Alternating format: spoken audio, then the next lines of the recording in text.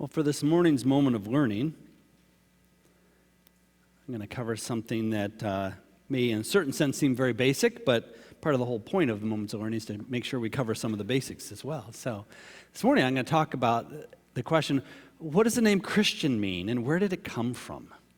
What does the name Christian mean, and where did it come from? Now, some of you are already jumping. Some of you know some of the answer, but I'm going to go into a little depth, a little bit more.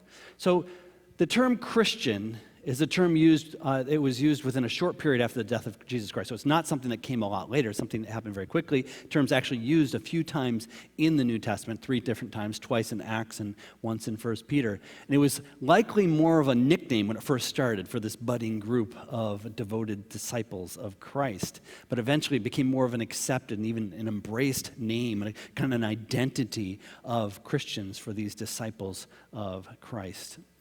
Well, it comes from Acts 11:26, which says, and when he found him, that doesn't come from there, but that's the first we have indicated that they were called this. And when he found them, he brought them to Antioch. So for a whole year, Barnabas and Saul met with the church and taught great numbers of people, and the disciples were called Christians first at Antioch. And that's not because they were better people or whatever. That's just the first occurrence of that, and probably had a lot to do with as their numbers grew. All of a sudden, it was a movement. They had to be called something if people were going to refer to these disciples of Christ as anything other than that.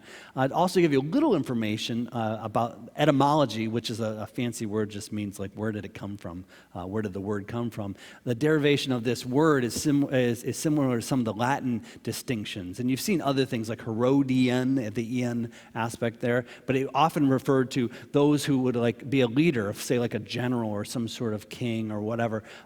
They would be the soldiers of those leaders, or members of a notable household, or the followers of adherent to a particular leadership or even an ideology.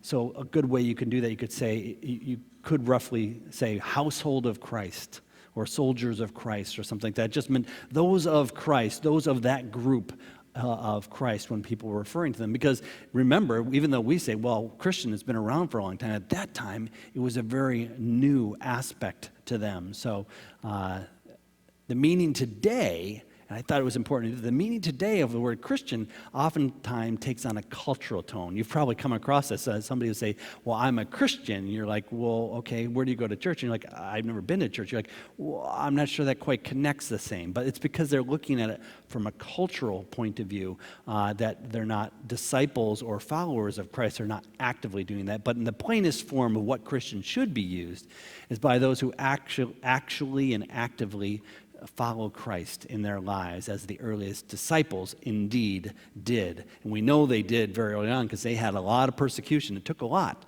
to be able to say, yeah, I'm a Christian, because to come out with that sort of declaration could mean their lives or could mean persecution in some way. Today, with the cultural aspect, it's almost easier for some people to say that they're that. And that's another topic for another time. But that's the basic origin of the word Christian.